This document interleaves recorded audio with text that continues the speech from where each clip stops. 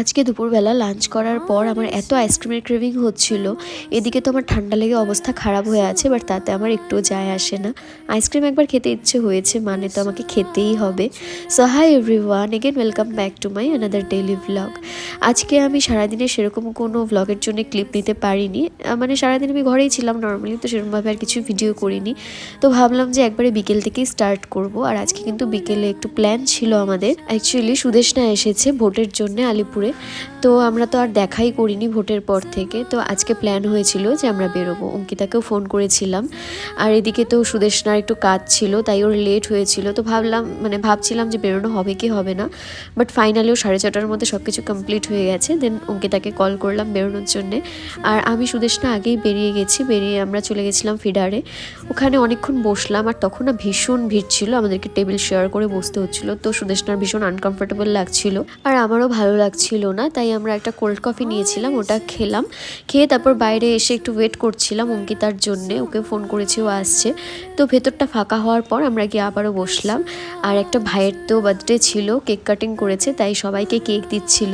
আর কেকটা খেতে কিন্তু বেশ ইয়াম্মি ছিল। বাট তখন না আমার কাছে কোনো রকম চকলেট কিছু ছিল না ব্যাগে, নাহলে অবশ্যই ওকে আমি দিতাম। এরপর কিছুক্ষণ ওয়েট করার পর অঙ্কিতাও চলে এসেছে। আর অঙ্কিতা আসার পর আমরা আবারও চা, কফি আর অঙ্কিতা একটা কোল্ড কফি নিয়েছিল, এগুলো অর্ডার করলাম। এরপর বসে চললো আমাদের অনেকক্ষণ ধরে আড্ডা।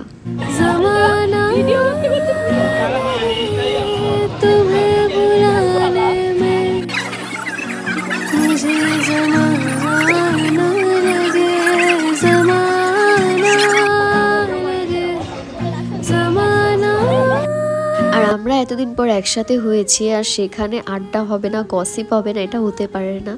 তো যাই হোক, এরপর ওখান থেকে চা খেয়ে আমরা বেরিয়ে গেছিলাম। আর কিছু খাইনি, কারণ আমাদের তো সবারই ভেজ ছিল, ওখানে কিছু খাবো না।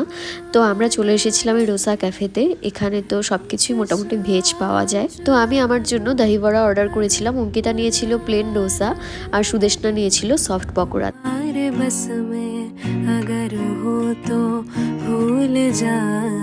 এই তো আমরা আড্ডা দিতে দিতে আমাদের খাবারও চলে এসেছে। আর এত কিছু খেয়ে আমার পেট তো পুরো ভরে গেছিলো। তো আমি ভাবছিলাম যে বাড়িতে গিয়ে তো আর ডিনার করব না, কারণ এগুলো তো অল্প অল্প খেলেই পেট একদম ভরে যায়।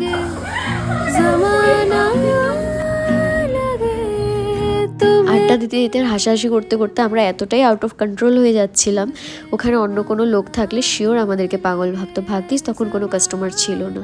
সো খাওয়া দাওয়া করে আমরা বেরিয়ে গেলাম। আর অনেক দিন পর 3জন মিলে আমরা এত সুন্দর আড্ডা দিলাম, সন্ধ্যেটা ভীষণ ভালো কাটালাম। So that's it for today, by.